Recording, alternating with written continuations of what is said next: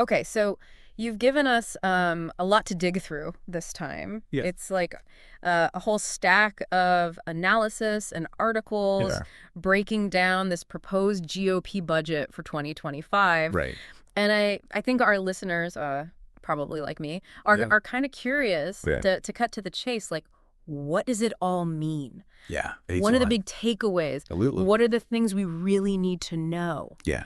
And I think that's kind of our mission here I think that's with this deep dive is to really like distill all this information definitely down to the core components. Like where are the potential controversies? for sure. Where are the pressure points? Yeah. And ultimately like what's the overall economic vision Right. that this budget is trying to paint without getting too bogged down Yeah. in all the little details. I think that's a great goal. Yeah. And looking at the material you provided, Yeah. the first thing that jumps out at me is just how ambitious this proposal is. Right. We're not talking about like small adjustments here. Yeah. This budget has the potential to like fundamentally reshape Yeah. federal spending and taxes. Okay, so let's jump right in. Sure. And it seems like one of the central pieces of this whole puzzle Yeah. is the tax system. Like, what are they proposing to do with taxes? Absolutely. Yeah. So a key part of the proposal, and this is especially highlighted by the Senate, Okay. is to make those 2017 tax cuts permanent. Mm. You know, the ones from the Tax Cuts and Jobs Act, the TCJA. Right. As it is right now, those lower tax rates for corporations and individuals Mm. are set to expire. Right. So the Senate proposal really emphasizes extending what they call current policy. But even just extending those cuts, those existing cuts, comes with a pretty hefty price tag, right? Good. I mean, the sources we've seen suggest something like $1.5 trillion over the next 10 years. Yeah, that's a lot of money. So what's the implication there of just kind of framing it as like, oh, this is just extending current policy? Well, I think it's interesting how that framing sort of downplays the reality Right. that this is a major reduction in government revenue, Yeah. and that money has to come from somewhere or be accounted for somehow. Right.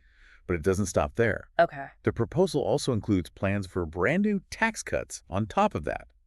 Like, how much are we talking in terms of new tax cuts? So the discussions mentioned an additional $1.5 trillion in new cuts. Wow. So Yeah. essentially doubling down. Yeah, essentially we're looking at potentially $3 trillion less Yeah. in federal revenue over the next decade. Wow. That's a huge shift. Okay, so a massive overhaul on the revenue side. Right. Let's switch gears now and look at how they're proposing to spend that revenue or maybe spend less of it. Right. What are some of the key spending adjustments that are being debated? So when it comes to spending, that's where we start to see some real differences Okay. between the Senate and the House. Okay.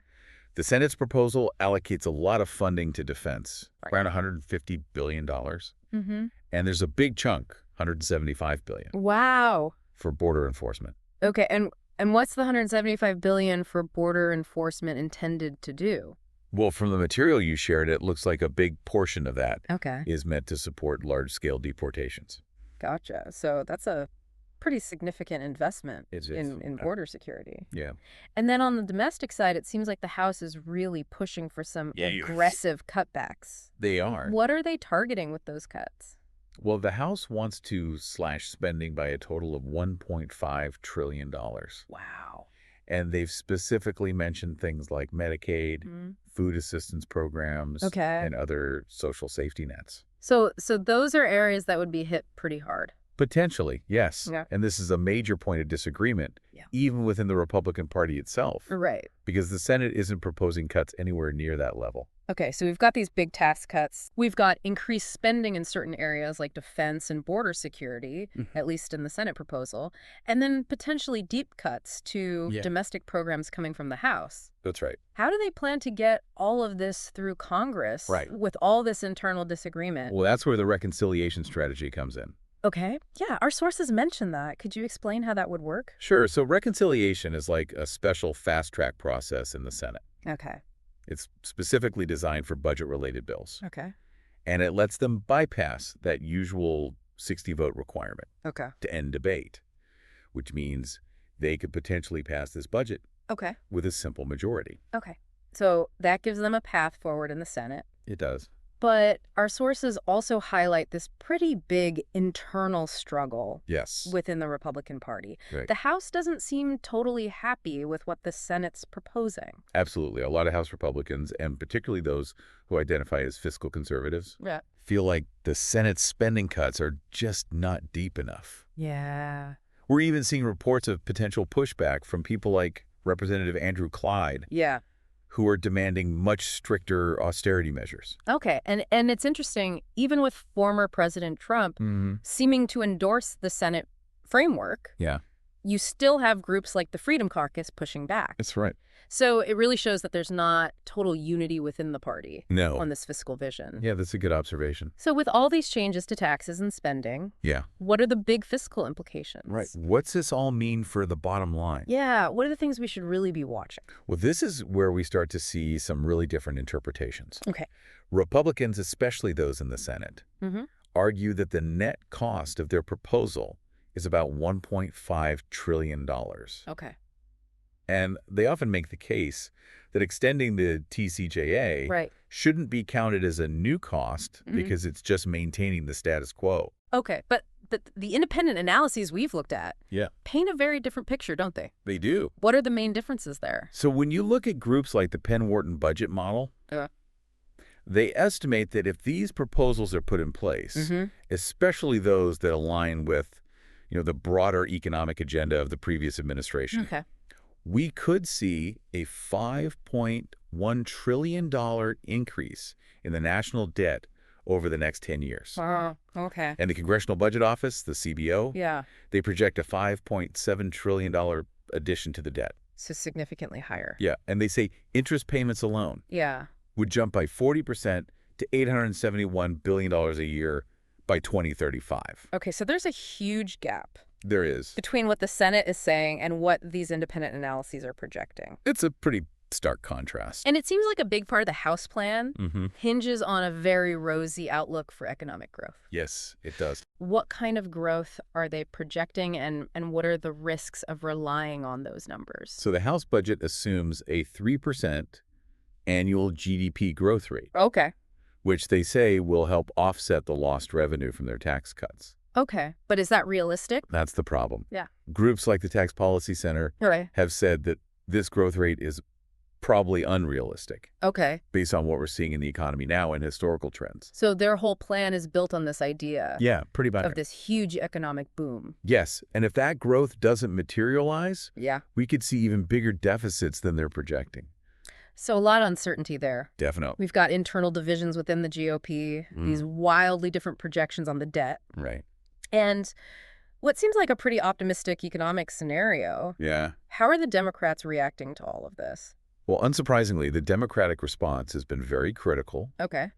Senate Majority Leader Chuck Schumer, for example, has called this budget a catastrophe for working families. Okay. The main argument from Democrats is that this proposal would really benefit corporations and the wealthy at the expense of everyone else. Okay, so domestically we have this clear ideological clash. Yes. But it also looks like these GOP proposals could have some big impacts globally, Absolutely. especially when it comes to trade. Right. What's being proposed on that front? So the proposals include the potential for some pretty significant tariffs on imported goods. Okay. We're talking numbers like a 25% tariff on goods from Mexico and Canada, Wow. and even higher tariffs, 10% to 60% on imports from China. Okay, so that would be a major escalation It for would trade tensions. definitely. And historically, this kind of move Yeah. has led to retaliation from other countries. Right, like they put tariffs on our exports. Exactly. And what would be the economic consequences of that? Well, the Peterson Institute for International Economics Okay. has warned that these kinds of tariffs could lead to higher inflation in the U.S. Okay, so things would get more expensive for consumers. Yeah. And they also say it could hurt the competitiveness of American businesses Oh, wow. in the global marketplace. And we've even seen some reports, I think you pointed this out, Yes. about an estimated $6 trillion in global stock market losses Yeah, that's a huge number. after just announcements of potential tariffs.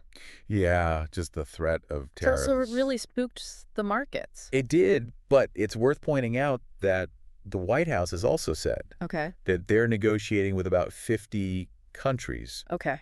to try to reduce tariffs. So there are different perspectives on what the ultimate outcome might be. Yes. Okay, so it's a complicated picture. It is. And beyond the direct trade impacts. Yeah. Are there broader geopolitical risks we should be thinking about? Definitely. So, for example, if the U.S. imposes big tariffs on China, okay, that could slow down their economic growth. Okay. Maybe down to around 4% GDP growth. Yeah. And that could lead to them weakening their currency, the yuan. Okay. And looking for other trading partners. So basically trying to become less reliant on the U.S. Yeah. And then there's Europe. Right. They're especially vulnerable to potential U.S. tariffs on cars. And maybe even energy trade wars. Okay. And that's a big deal because almost 20% of the EU's total exports go to the United States. So these are really interconnected issues with potential ripple effects across the whole global economy. Yeah, exactly. So taking a step back and looking at the bigger picture, what are some of the biggest criticisms and concerns about the long-term sustainability of this GOP budget?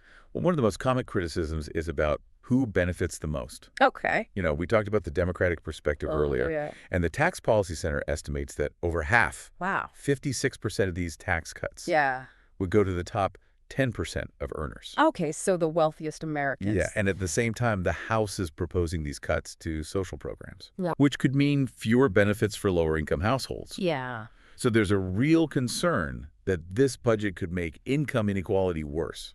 And then there's the whole issue of the national debt. Yes. And whether this budget is even viable in the long run. Right. With the potential for these huge deficits. That's a major worry for a lot of economists and fiscal watchdogs. Yeah. The Committee for a Responsible Federal Budget put out a pretty dire warning. Okay. They said that if these policies are enacted, it could add $8 trillion to the U.S. debt by 2035. Wow. And that would push the debt-to-GDP ratio to 122%. Okay, and that's a level that a lot of experts think could be really damaging to the economy. It could make it harder for the government to function. Right. And to invest in important priorities.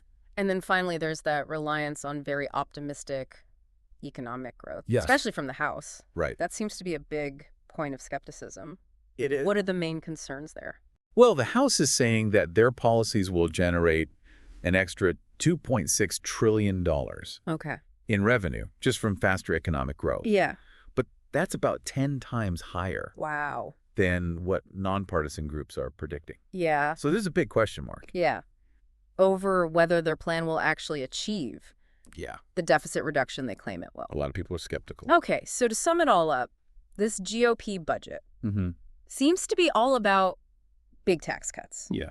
More spending in areas like defense and potentially big cuts to domestic programs. And while those who support it say it'll boost the economy, there are a lot of concerns about the debt, about inequality and about global trade. Absolutely. And as the Republicans continue to debate amongst themselves and then eventually have to negotiate with the Democrats, the big challenge is going to be how do you bridge these ideological differences and how do you deal with the debt? Yeah, and it's important to remember that these decisions made in the U.S. have consequences all over the world. For sure, the global implications are huge. They are. Affecting everything from trade to financial markets. Absolutely. This has been a really insightful deep dive. Yeah. And to our listener who sent us all this material, yes, thank you. Thank you for guiding our exploration. Yeah, this is great. We hope this conversation has helped to make sense of this complicated GOP budget proposal. Absolutely. It's a complex issue with a lot of moving parts. And so as you think about everything we've discussed, different economic projections, the potential global impacts, I want to leave you with a question. Okay. What do you think will ultimately determine whether this budget succeeds or fails? That's a great question. Is it going to come down to economic growth? Maybe. To political agreement? Possibly. To how the rest of the world reacts? It could be. It's a lot to consider. It is. And we encourage you to keep exploring these issues. Definitely. Because fiscal policy has a huge impact. It does. On all of our lives. Yeah, it really does. And on the world around us. Absolutely. So keep learning, keep thinking. Yeah. And thanks for joining us. Thanks for having me. For this deep dive. It was a pleasure. Into the GOP budget for 2025. Yeah, this was a good one.